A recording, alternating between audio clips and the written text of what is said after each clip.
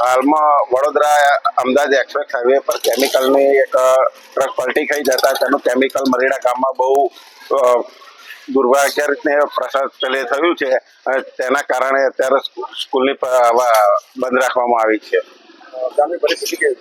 ગામની પરિસ્થિતિ બહુ ખરાબ હાલમાં છે, જેથી કરીને લોકોને શ્વાસ અને ઉલટીના તકલીફ પડે છે. આમાં તમે કોઈ આંગણવાડી બેનની કઈ વાત કરી શું હતું?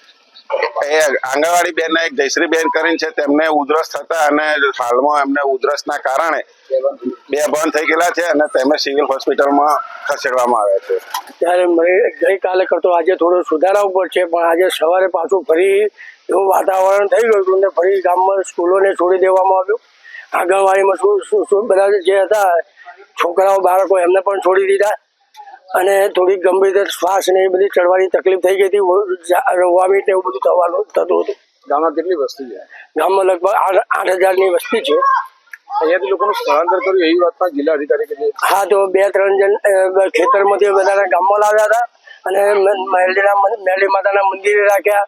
થોડાક ગામમાં એમના પોતપોતાના ઘરે કાકા કુટુંબના ઘરમાં લઈ ગયા અને એમને ઘેર રાખીને એમને ખાવા પાણી બધું કરાવ્યું અને એમને દવાને એવું આરોગ્ય ખાતાવાળાને એમને થોડી દવાને બધું કર્યું.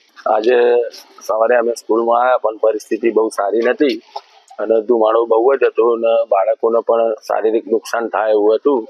એટલે ગ્રામજનો અને સરપંચશ્રીને વિવિધ અહીં આવી અને કીધું કે ભાઈ બાળકોને સાહેબ નુકસાન થશે, એટલા માટે પછી અમે બાળકોને શાળાએ છુટ્ટી આપી છે. ક્યાં સુધી સ્થિતિ આવી રહેશે?